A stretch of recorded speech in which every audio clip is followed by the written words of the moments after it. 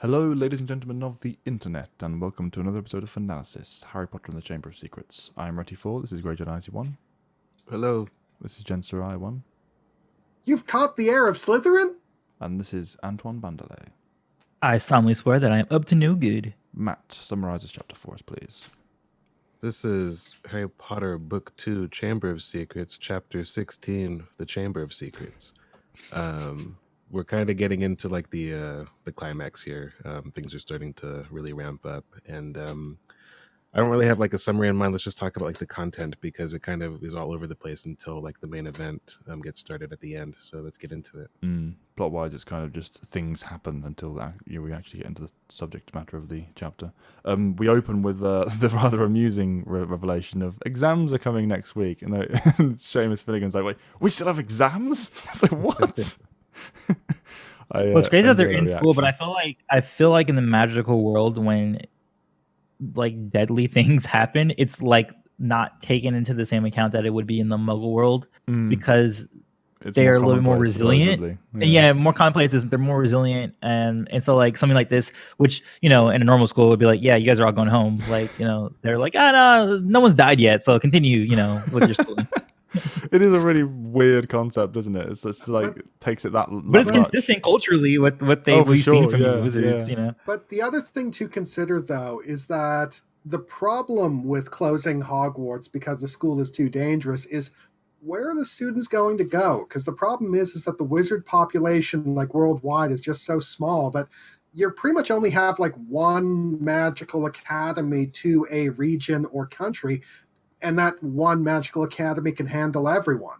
It's like, what's Britain supposed to do if Hogwarts is out of commission because there's a freaking basilisk wandering around the halls killing people? Yeah, not everyone's available to be homeschooled, from the parent side. Some of them have jobs to do. They're not all living at home. Well, even though I'm sure most of them aren't anywhere near as good as magic as the professors at Hogwarts that as well. either. So yeah, that's the main problem. Given how dangerous Hogwarts, like the school, is and has proven to be, just because it's a 1,000-year-old magical structure with lots of weird shit and deep secrets, I'm actually kind of surprised that it's still open as a school as opposed to being decommissioned while they pack up and ship off somewhere else that's a little bit more controlable.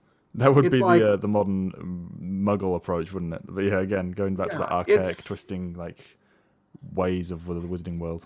Yeah, they mentioned obviously that the whole reason the school's still running is that we can get the exams. That's the point of this. So maybe focus on that, as McGonagall is want to do. And then we get the fact that the Mandrake Restoration potion is going to be ready soon. Getting a cheer out of everyone. So it's a nice little bright spark of light in the darkness. Yes. Wait, so I wonder when Ginny goes to the table. Was she there with the basilisk or nearby? Because she's kind of like frightened. Like, what is she frightened about? Presumably, she's kind of summoning and coordinating it. With Riddle channeling through her. Is the impression I always got. That's why she. They never bring that up. No one ever says like, "Oh yeah, Ginny was right next to that big old snake." No one ever says that. Well, so. See, the thing is, I think she's just she knows there's something wrong with her mentally right now.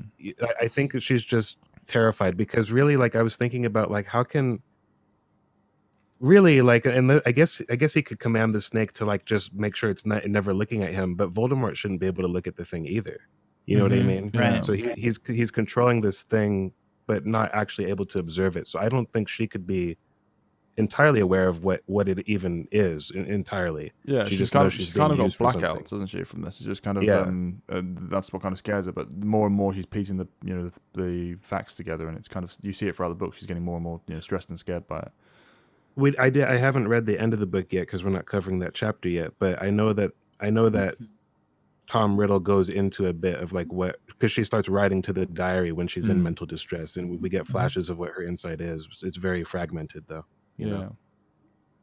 It's kind of not really touched on in the later books at all, really. I mean, we got one or two mentions that just how traumatic this must have been for Ginny. And it comes up once for sure in Order. Yeah, when she's like, "Oh, did you not think that maybe I would have another?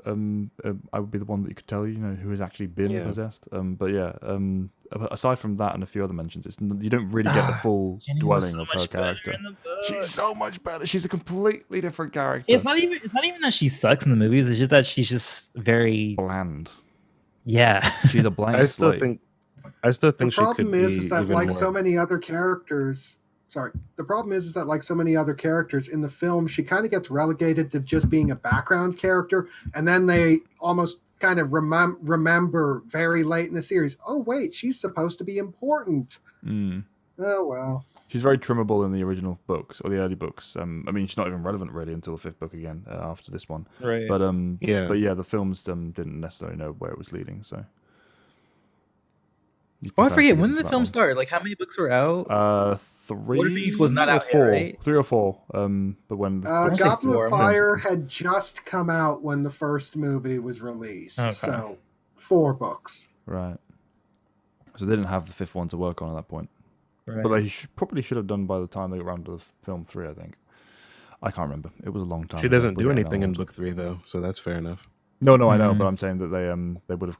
Their 5th book would have been out to explain that they'd have to set it up for the film, is what I'm talking about. But they didn't. They just kind of kept her in the background as a blank slate, which is really irritating. That's what I was gonna say. I think she could have had I like her in the books. I just think her role could have been beefed up even in the books themselves. Yeah, but for most sure. especially in the films. Yeah. But anyhow, what's next? Well, they are. There's a book that Callan will tell you about where she is a main character. Yep, fan fiction again. Go read it, guys. Dumbledore's Army in the Year of Darkness. It's really, really good. But yeah, despite flaws. But yeah, we get the scene, of course, with Percy coming in again. Like, oh, don't tell him this. Please shut up, Ginny. It's kind of what he's trying to get at because he's thinking about something else. I love the implication of what Ron's expecting as well. When they're talking about what did he see? Go on, tell us. We won't laugh. That was really funny. Which is not again that same thing not explained with the Penelope Clearwater until the end of the book. Another one of those red herrings to make us think Percy is actually the evil mastermind here. Yeah, which has always made me laugh because I'd never even thought about it. Even at this stage in the book, I wasn't thinking back in the day. Oh, it's supposed to be Percy. Red herring. It might be Percy that did it. It just never even occurred to me. It's not supposed to. It's like good editing. It's sort of like a subliminal, like, oh yeah, he's acting strangely too. Like when you start realizing something is going wrong, and you start taking a tally of everything that's wrong. That's just one thing in the list. It's not like the point of the story. For sure, it's not like the first book where it's like, oh, clearly it's Snape. Right, as we said before. And then we move on to Encyclopedia Granger. Yep. Again, I don't know if that's a thing. Do you guys know about Encyclopedia Brown in the UK? I don't know if that's yeah, well, you've mentioned it in the recordings before at some point. Yeah. Oh, okay. Okay. It's not a big thing here, but I've heard of it. Because they're allowed to see her because obviously, she's about to get resuscitated, and they're like, you can visit her one last time because you guys are close friends. And then she gives us the rest of the plot for the rest of the book. Yep. She solved this like weeks ago. She did. Even petrified. She's still the brains of the trio. But yeah, it's a nice round off as well. Like the fact that they're saying that not final goodbye because she's about to come back again. But you know what I mean. So having that moment is what kind of leads them to discovering the note. Yeah, and it's the thing that kind of reinvigorates them for going into the chamber later as well. For Hermione kind of thing. Well, and Ginny obviously, but the two together. It's I like it. And we find out that pipes, as we said before the recording, that what the teachers were doing here, why they were asleep at the wheel, I have no idea. Why was this note not found by them? Why would people not examine the bodies? I know that's definitely an issue because she's been here for many weeks, and you would think that someone would have noticed the crumpled up bit of paper in her hand by now. Yeah, it's just one of those things that is a problem from the early books where the adults don't have enough agency because they can't. Otherwise, the kids would. And they could have if you maybe but I also feel crumple it and put it on the desk or the end table or something. Yeah, just not read it. It'd be a bit weird. I also feel. I mean, she would have read it, but I don't know if she would have made anything of it. Not to pick on Hermione, but instead of writing pipes, might she have written Basilisk? That was true. that was on the page. Yeah, that was right? on the page. Basilisk was on the page. Yeah. But why would she just write pipes? Because that's the way that's the additional thing. How is it moving around this That only makes sense if she knows I guess if she knows the thing is right there and she's about to be like, I'm done for, like this is a message to somebody else. Because I'm about. I mean, she knew about the magnifying glass, didn't she? So she was thinking, okay, what if I get caught on the way through? Okay, pipes, notes. Okay, now magnifying glass. Let's move around. I guess it was just kind of a panicked girl thing. As in, she is a panic girl, not like panic girls always do that, obviously. It was just a case. I got visions of in the moment. She was like aware that something was coming, or might have been. I also kind of get the impression, like now that you mention it, is Ginny knows Hermione, and by extension, the Tom Riddle soul fragment knows of her. And it seems to me that he actually might have made a point of targeting her specifically because he probably realized if anyone's going to figure it out, it would probably be her. Well, possibly. I feel like she was with another Muggle-born. Yeah, that's another thing. So yeah, it was a double whammy. Yeah, but also I feel like he's too arrogant to care about. He's not going to worry about kids. Like I don't have to worry about them for finding out. Even I guess teenaged Riddle mindset wouldn't have been overly concerned by other people finding. I don't think, especially considering he's been getting away with it for so long. This is like months down the line now. I don't think he'd be too concerned by it. Yeah. That's generally one of Voldemort's biggest problems in terms of his operating style. He's a guy who's been succeeding effortlessly for so bloody long that he just doesn't even know what it is to be truly challenged. So because of that, he tends to let his guard down and get a little bit sloppy. Even at this age, if that's the case. But yeah, we get... what's the next beat that we get in this book? I've lost track. It's them again from the previous chapter when they're like, "Oh, it has to be Morning Myrtle, it has to be bathroom. We have to find the entrance." Like he just puts 2 and 2 together and goes like, "Okay, I believe the entrance is at the bathroom," but he doesn't know anything about it until the announcement of Ginny being taken into the chamber itself. Yes, yeah, and we get the little staff room scene that is completely cut from the book, from the film. It's more of a between, I think, the corridor when it happens in the film. I can't remember.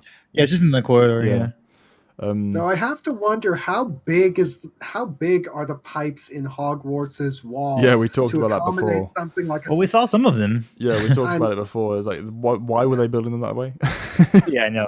Why do they even have plumbing when they just vanished it? Yeah, but it's that came. She only just said that recently, right? I know. But even before, yes, and even before that, like plumbing didn't exist, like like in that sense at the time. So yeah, whatever. When was Hogwarts built? What was the year that was built? 1,000 years ago. Yeah, roughly. There was a very rudimentary they did not plumbing.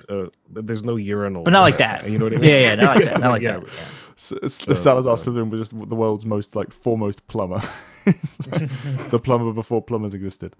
Yeah. The hilarious thing is that it's when you actually listen to what's said about the Hogwarts founders, it's like Salazar Slytherin is supposed to be from like what, a swamp or something, like. And well, if you spend your life growing up in a swamp, you're probably going to become very familiar with drainage. Yeah, I hadn't thought about that. If that's the case, I'll give it that one. I'll give it that nod. That's a vague hand wave for it. But yeah, they are hearing in the staff room that Ginny has been taken, and Ron's reaction is particularly not enjoyable, but satisfying for me. Because the fact that he's taking it so hard is a strong note again to the fact that he's her brother and he's emotionally connected to this. If he didn't, it would be bad writing for sure. Just the way it's highlighted is him just sliding down the wardrobe. It's like but in today's age, you kind of need to highlight these things, these very simple things. Yeah. What do you mean? Like in terms of storytelling, like people who don't seem to remember that these characters are human and don't really play into that all the time. There's a lot of blank slate characters that heroically just, take it on the chin. I was like, maybe have a bit especially after Harry Potter. There's a lot of YA stuff that came out that did not seem to really understand what the core of, the benefit of Harry Potter was. Heroes don't struggle. Okay, Heroes so don't rally against the chains. It's just nice to have that here because, again, they're kids and he's her brother. So this would be a horrific shock. Obviously. Now, so this is where Gilderoy gets assigned his task. Right? Yeah, they basically send Gilderoy off to either run away or die. It's amusing either way.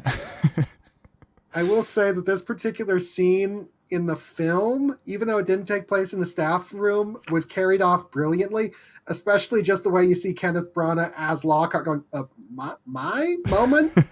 what are you talking about? Yeah, he masterfully played that character. And Alan Rickman is just oozing sarcasm. It's like, yeah.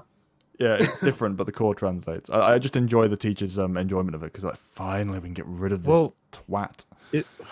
But see, is there a reason they didn't just tell the teachers like what they knew? In the books, don't think so. So in fact, they're not supposed to be hiding in the staff room cupboard. Oh yeah, but who cares? I mean, I think it's the sort of thing where if they burst out of the cupboard, showed them the page, and explained everything they knew, it's the sort of thing where the teachers would have probably given them a pass, because it's like, okay, you guys came here to inform us. Absolutely, so, but it's there's the only excuse from the child's mind I can think in this context, outside of the fact that we can't let the adults solve the problem because young adult book. Or it's just it's one of those limitations again from the early series. But I'm glad, especially in the next book is when it kind of kicks in again. I'm glad that we get that moved aside and we start to have a bit more understandable reasoning for why they're not involved later on. Adults become either less relevant or way more present later in the series. I think it's the reason it jumped out to me is because I think it's the one time that it's not just one of Harry's crazy theories. He's got like a torn out library page, like, and it's incontrovertible. It's just clear. As well as the fact they're so testable with the bathroom. He goes, this could be a thing. Let's go to the bathroom and open it. Send Dumbledore down there. And also because they just so don't believe in Lockhart and never have, like, throughout the entire book. So it's not like some big revelation really that he's useless. It's just confirmation. And I love the fact they're just riding it. They're like, yep, there we go. Let's use this to get him out of here, or at least hopefully maybe killed if he does know where it is. From the teachers, but like the students, like them, like they should be counting on some help. Oh yeah. I'm not a fan of the fact that they don't go to the actual teachers for it. But again, it's one of those things that if they did, they'd just send an army down there, and it wouldn't be a hero's tale, would it? Unfortunately, I'm looking forward to the next books though, when we don't get that, when we actually have rational reasons for them not being involved. Mm-hmm. But they decide that they're going to go to the bathroom. They're going to tell Lockhart first, as you said, and then we get the scene with him turning sinister for the first time. Books can be misleading. Well, you wrote them. That's like one of my favorite Harry quotes ever. Yeah, it's so funny. It's like, yep, you're not wrong, even though you are. and then his justification is like, my dear boy, like the guy had like a hair lip. I mean, please, come on, like who wants to see that? His vanity extends not just to himself; it's like to everyone. Which is at least he holds everyone on the same standard and not just himself. Right. The level of ego that needs to go into that kind of mentality is crazy. Mm. But so he tries to mind wipe them. First use of Expelliarmus in a actual conflict, quote unquote. Yeah. This is how he's like, oh, this works. He'll just use it forever because whatever spell would he need. But that's the first time it enters in the story. It's worth noting there. And then they guide him by gunpoint down to the toilets. Of course, one thing I do have to say is Ron's decision to fling Lockhart's wand out an open window was like, dude, you've got a wand that's not broken. Use it. Yeah, but unfortunately, it wouldn't service the plot if that was the case, because they need that wand to be broken for what happens next, because they lead him down to the toilets. We lead the point that Harry can now hear himself speaking Parseltongue, which is worthy of note. He's kind of hears. He doesn't realize. He kind of asks Ron, "Was that Parseltongue?" Nope, English. And then the second time, he actually hears it himself, which is the first time it has done. I think it's the sort of thing where it's like when he's actually is speaking to a snake, it just kind of pops out instinctively without him having to think about it. But what makes this instance special is it's probably the very first time Harry's done it consciously. Yeah, and do any of us here have a second language, or do we all speak just only English? I speak toddler's level German. Okay, because I wonder if like a natural speaker sometimes doesn't realize when they're switching between, if they are like bilingual, like, or is it something they actively think of? But we have no one to really ask that question. I know a lot of Europeans who think in English a lot of the time. Like a good 14, 15 of them. I've said it before from communities I'm in. So it's a thing that happens that like some people can casually switch. Even right, because I expect if someone knows languages or more very well, they don't really think about the switch so much. They just do it because they're so familiar with both or multiple. Yeah, and people who switch between in the same sentences as well. They'll kind of jump and use different words from both, depending on what they're trying to get across. But at the same time, Parseltongue is a little bit different from regular languages in that it's more like an instinctive, innate ability, like characters in Tales of the Jedi abruptly learning how to speak the Sith language. It's like a magical awareness that's been implanted into your head. It's not like technical knowledge. It's unless you're like Christians who speak in tongues. Unless you're Ron Weasley. Unless you're right, that's right. Harry talks it's a learned thing. Haven't you noticed? Oh God. That's a very big plot hole in 7, but yeah, we'll get there. But yeah, he opens the chamber and they throw Lockhart down the hole. I love Ron's joy in saying you're going first. It's like, yes, Ron, kick him down there. Though I will say that I would like to comment on their questioning Moaning Myrtle about the night of her death. And one of the things I noticed is that Moaning Myrtle's stated reason for not ascending to the higher plane and coming back as a ghost is because she wanted to haunt Olive Hornby.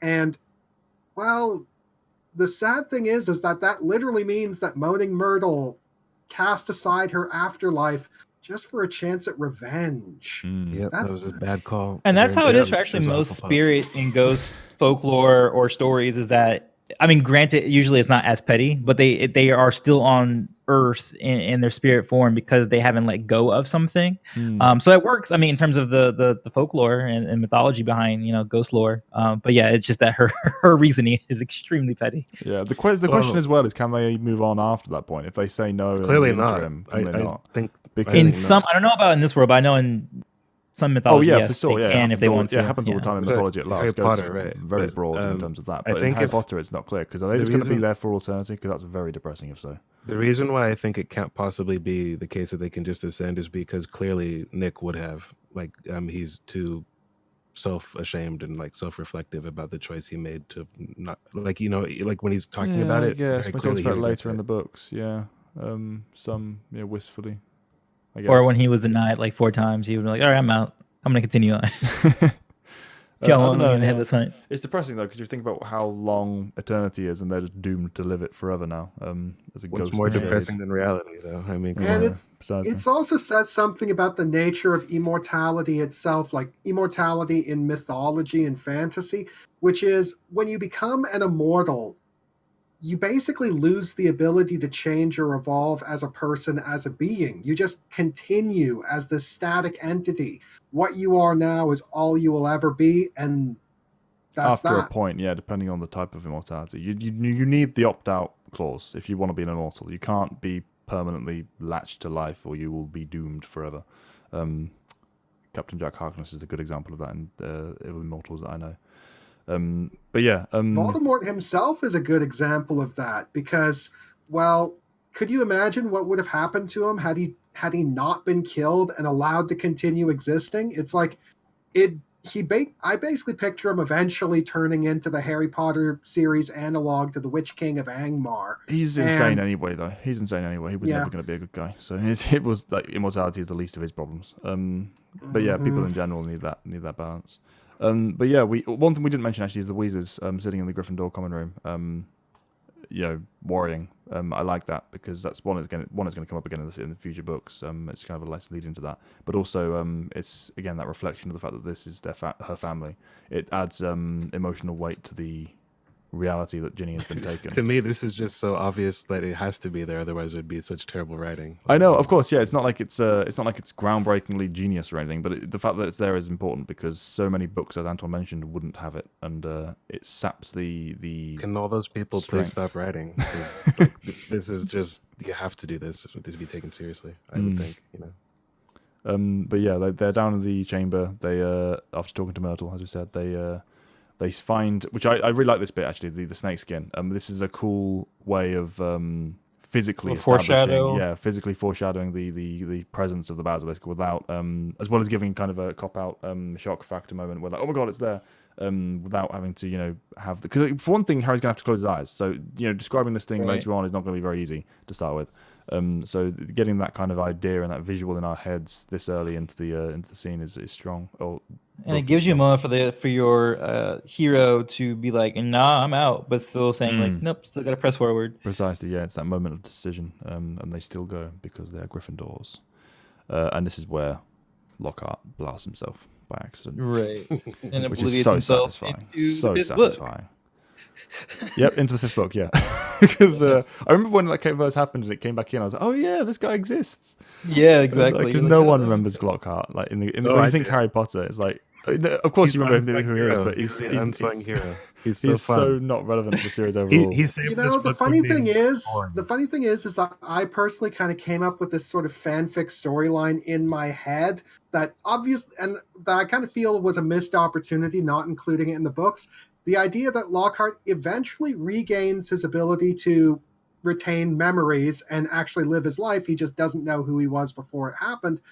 So he starts trying to reconstruct himself, modeling his new self off of the self described in the books, and actually does become an amazing hero. Aww, that would be funny. That would be funny to see. Like at least a shade and then of goes what it out in a could be. blaze of glory during the Battle of Hogwarts. That would have been interesting. But yeah, I mean he's a Ravenclaw as well, so he has some wit about him. You would hope. But beneath that conniving nature, I think he has to be. Certainly one of. Is that cunning? It's like, oh, let's see how I can cheat the system. Unfortunately, but yeah, he gets blasted by an extremely powerful memory charm on. It's funny that you say that too. The whole cheat the system, because that's actually one of the negative traits of Ravenclaws, that they often cheat. Yeah, it's efficiency. It's a case of I'm smart. Why work hard when you can work smart? That kind of thing. It's a deficiency in a lot of people's intelligence, myself included. But yeah, I consider myself a Ravenclaw, and I would not cheat. I'm not a cheater. No, it's not about cheating as in like breaking the rules cheating. It's about taking the easy route. Yeah, shortcuts that make sense, because why wouldn't you? The whole term, which is work smarter, not harder. That kind of mentality. Yeah. Sounds like use a forklift rather than pulling all those boxes one by one. Precisely. The Hufflepuff would roll up like create a hub forklift. Yeah, but they just go, how can we get around this? That's problem solving, and it doesn't always feel like a problem, but sometimes it can. Right, and it's not always negative as much as it is Lockhart. That's just like, that's the very bad or the negative end of it, It's the extreme. But just foundation is there. The small things in everyday life. If you go through life lazily, cleverly working your way around problems, then you never learn to actually, build the stomach to solve them in the first place. If you're that way inclined, anyway, it can be a problem. But yeah, Lockhart is the extreme example of that. So we get him getting knocked blasted with a memory charm. Ron and Harry get separated by the Rockfall involved. And conveniently, because you can't have Ron in the main climax, can we? Yeah. That wouldn't do. No, what would he be left to do while like Voldemort's expositing everything? He'd just punch Voldemort in the face, probably. You actually don't get a joint thing with the whole trio until the fifth. Yeah. That's and the main even kind of that, but even kind of, because they have a really big battle together until Harry and Dumbledore face off. Book 7 is the first time you actively get the trio, right. And even then it's only some of the time. It's not the full series, a full book, which to an extent makes sense. But I really missed that in the early books.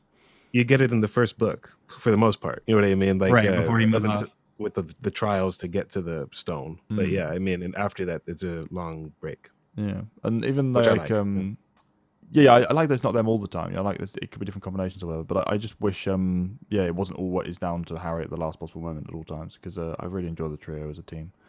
It'd be nice to get that more often. And I guess we do in the third book as well. Third book, they're kind of all around. Just it's a little bit less of a final battle, if you know what I mean. It's more just a problem-solving thing. And that then Ron breaks his leg. Like I said, like this is the Ron story or the Ron adventure. The next one is the Hermione adventure. Yeah. And then Harry alone is Goblet of Fire.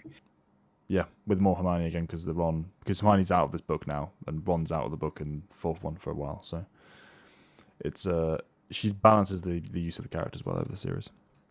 Anyway, Harry gets to the next door, the actual chamber door, commands that one to open as well, and he enters into the actual Chamber of Secrets, ending the chapter. Roll credits. Dun dun dun. But a strong chapter. Again, a little bit of that problem of adult agency kind of showing its face again. But aside from that, I think it works well as a lead into the final book climax. After the tonal change that lead up to this previous chapter. That's all I have to really say on it that we haven't already said. Yep. And the stakes are raised because now Ginny's down there. They have a reason to drive forward in that ticking clock fashion. Anyway, yeah, I hope you guys have enjoyed. Let us know in the comments down below anything you think we've missed or anything you want us to cover in greater detail. Hope you've enjoyed. I am Ricky4, and I still don't have an outro. Well, Gridget91, thanks for listening. Obliviate! And some better delay, mission managed. Goodbye.